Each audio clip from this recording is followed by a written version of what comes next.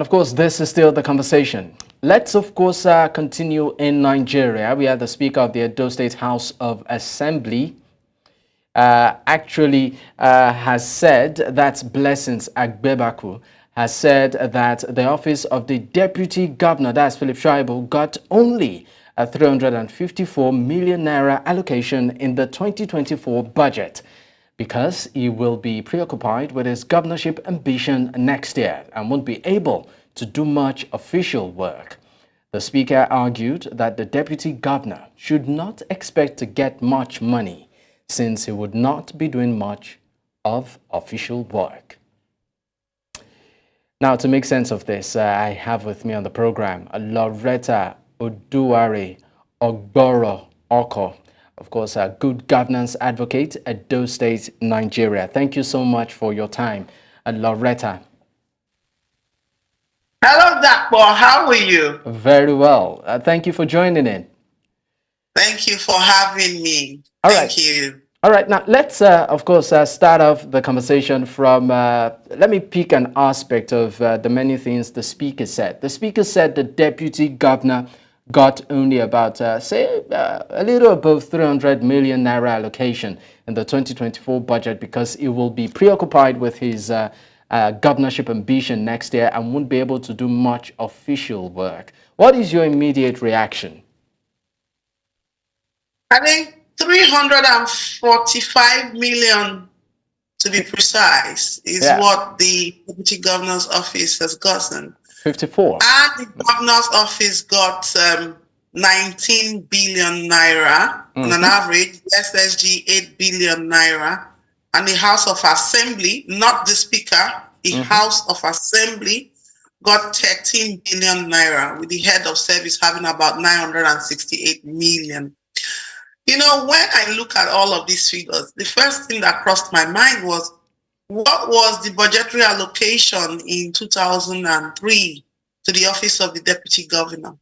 And going back to check that, I found it was an average of, I think, about 1.5 billion naira.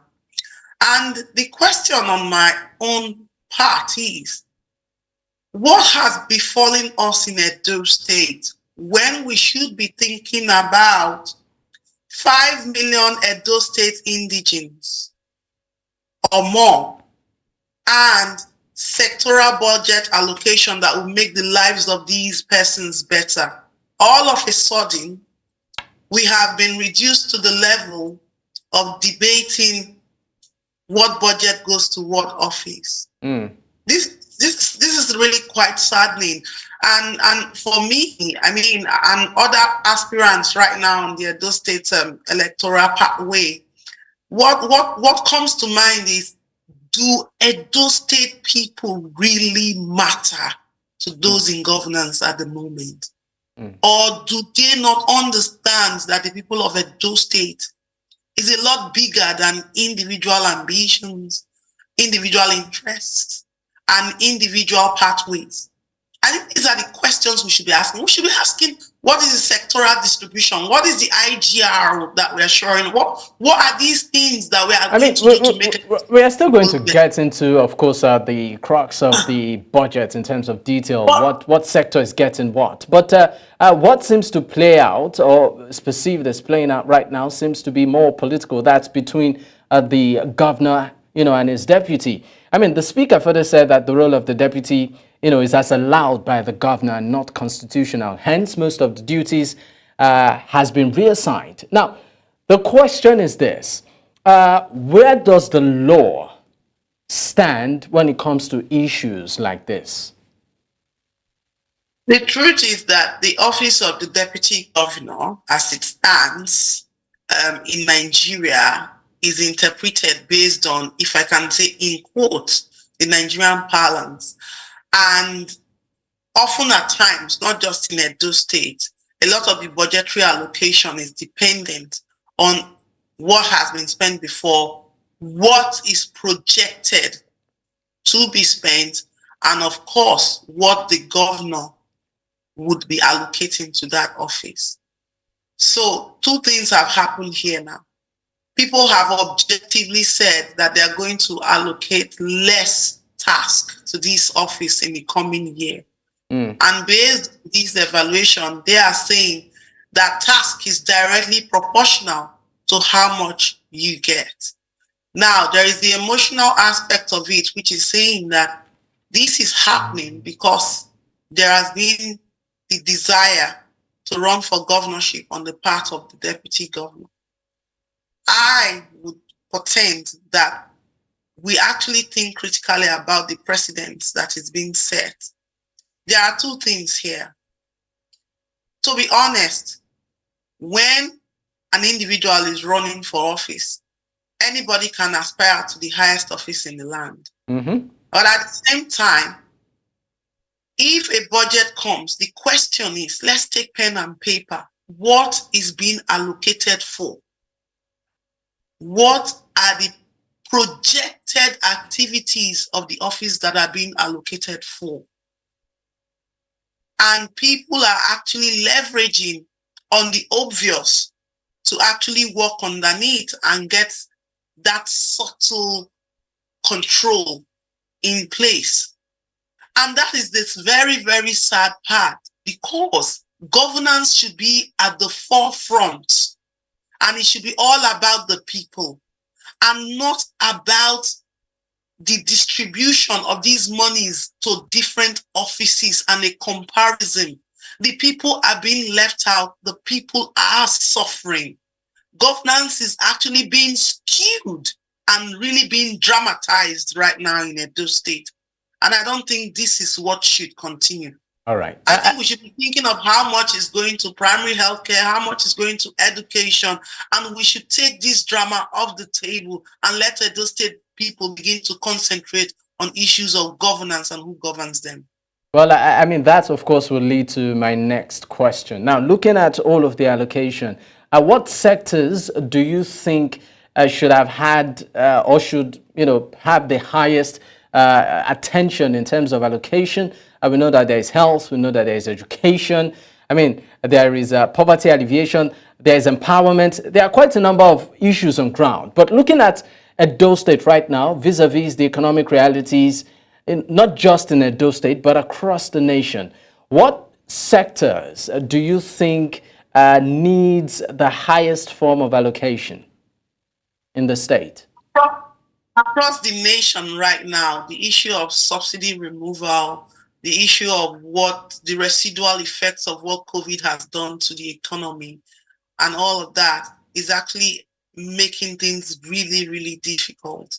But it is basic understanding and a basic value for human life to actually look at our budget and realize that we need to actually look at those things that are going to add value to the lives of Edo State people. We need to look at our capital versus our recurrent. What is our recurrent spent on? What is capital spent on? Capital projects. What are we actually doing with respect to things like healthcare and education? I will go to it because it's not enough to actually say, oh, this is what it should be. But what exactly is it? We had the declaration by the African Union in 2001, where about 15% of national and subnational budgetary allocation should be going to healthcare. So it's not enough to just wish it away. And that is not what we are seeing at all right now.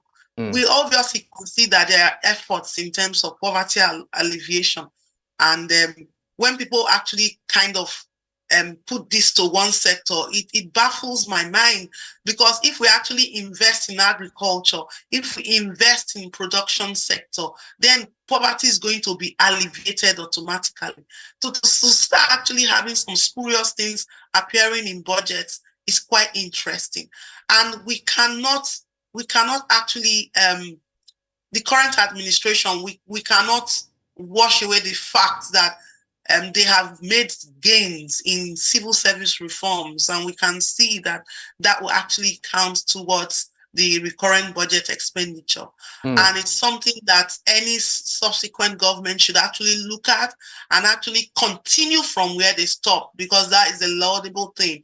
But basic healthcare, basic education, proper infrastructure, agriculture. We have huge arable land in Edo State, Mm. and they're just all things that we should take seriously and actually mechanize our farming, increase our production across value chain, standardize all the things that are done in respect to packaging, reduce wastage in both livestock and plant production and all of that. And Okay, then yes, I might just need to cut in there because I mean, talking about the state's ability to be able to generate revenue. Now, the Edo State governor, that's Godwin Obaseki, has actually said that the state's internally generated revenue will grow to a tune of excess of about 70 billion naira by 2024. Now, looking at the current revenue drive and indicators in the state, do you think this particular feat is, can be surpassed according to the governor and the strategies, put in place to actually, bring in more cash? this is the interesting thing about Edo State, and not just Edo State, most subnational governments. A lot of things are written on paper, a lot of things are projected. But when you are in the states and when you look at things that are going on in the states, they are going to be at crossroads at these projections and pronouncements. 70 billion by 2024 ending is a very it's a laudable thing to aim for. But what we are currently seeing on ground in the state, the ease of doing business, the common people being actually SME and small scale and medium enterprises, people leapfrogging to actually be able to actually do these things, is not what is on paper. It is not proportional to what is being projected. And that's the truth. How would people be able to leapfrog into a situation where there are many more entrepreneurs when we don't even have good roads in Edo State? How would external persons or companies or interested parties come and do business in a place where we don't even have stable power supply and you cannot move your goods from point A to point B?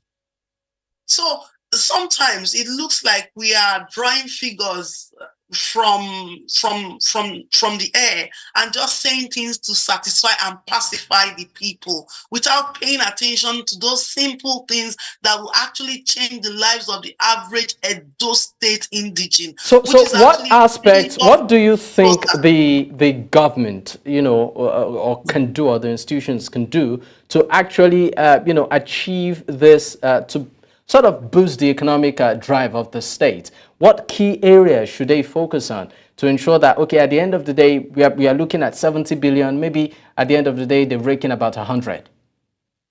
To boost the economic returns in the state, or the economic health of the state, two things need to be done on the short run. First of all, we need to look at encouraging a lot of Edo State people to be able to start their own business and be entrepreneurs in their own right, small and medium scale entrepreneurs. And that means we need to find ways to reduce their startup costs. Okay, so we need to think out of the box. Who are these people? What subset of population are they? We must work with data. And we should be able to look at, looking at the data, we should be able to see why those youths and those women, what do we do to get them to start their own medium and small scale enterprises? We may need to look at loans that people get and how to reduce the interest rates for a particular group of people. In fact, these are the things we need to do. We need to actually then have a way to create hubs where people can actually come and get their spaces to do business, at least for the first 1 or 2 years, at the reduced rate. And obviously, we need to look at taxation. Who are we taxing? Why are we taxing them? Whose tax can we drop? Who can we encourage to actually come into business and do business with reduced effort? That's what people want. And yet they're going to get returns and they can be held accountable. All so right. that they can actually employ others. This is the way to boost the economy. It's not by some highfalutin magic wand and quoting big figures. The basic and simple things need to be done. Our mothers and fathers in the markets, can they get small loans? At what rate are they getting them? Can they be encouraged? These are the things we should be looking at. All right, now let's go back to, of course, political issues. Next year is going to be a busy political year for Edo State. And we know that, I mean, what is going on between the governor, is it perceived right now cold rift going on between the governor and the deputy. Now, looking at what is happening in terms of the political temperature right now, what do you see or what do you project happening in Edo State politically, especially once the election season starts off proper? Edo State is a unique state. Edo State is unique because of where it is sited and the political savviness of her people. So Edo State is sited in such a way that you have a lot of migrant population coming in from anywhere in this country. You have to crisscross Edo State to get there. So the people that have originally inhabited Edo State are people who have independent thinking pattern as well. So they made their own decision after rational thinking. And that is why a state like Edo was the first to have the first elected female senator. We also see the role they played even in the obedient movement. And we see how savvy Edo State people are. The political temperature is really going to rise.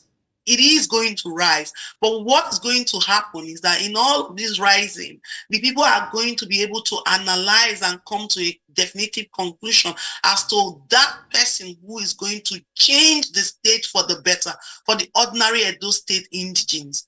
And it's not going to be business as usual. This is going to be the state that is going to determine how Nigeria rocks her democracy moving forward. And this is also the state that we know, looking at the antecedents of Edo State, we know that this is the state that when they actually blow a whistle, they mean it. They don't stop. They just congregate and they actually make their decision. Now, what you are having is the beginnings of what is going to be a political tsunami. And the people right now, when you just go anonymously into the population and they tell you they want something new, they want something fresh, they want a change. They want something that is not tainted.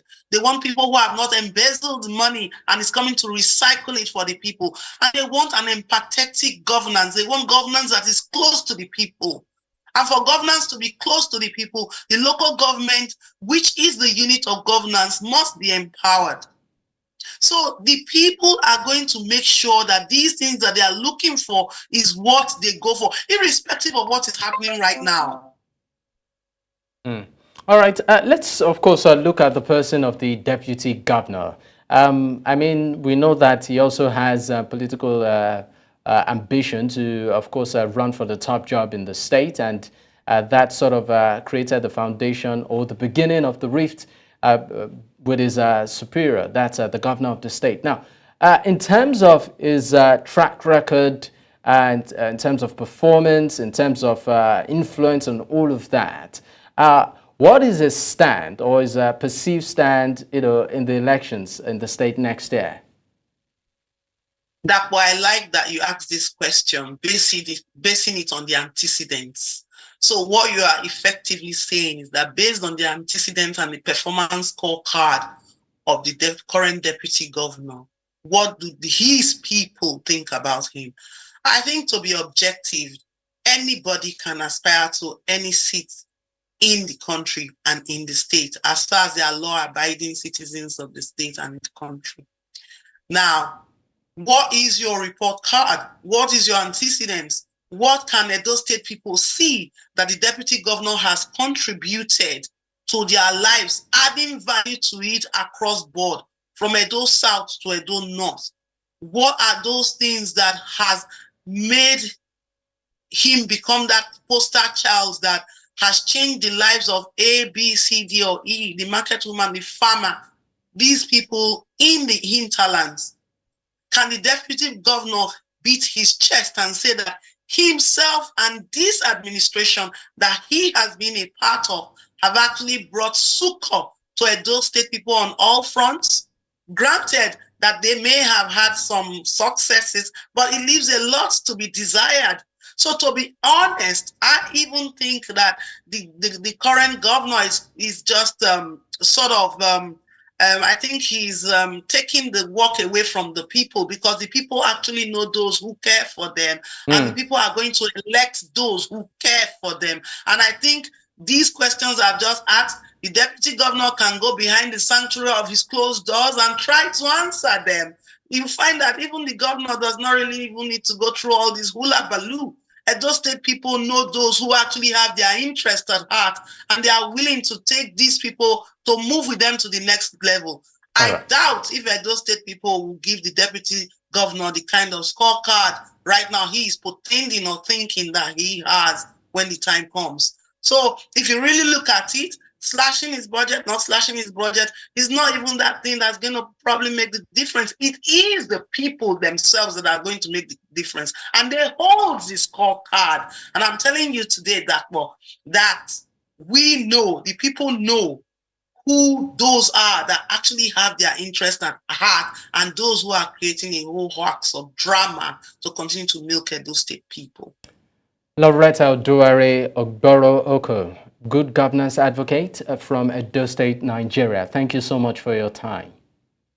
You're welcome. All right, at this point, we'll go on a quick break. When we return, of course, we have more to talk about. Stay with us.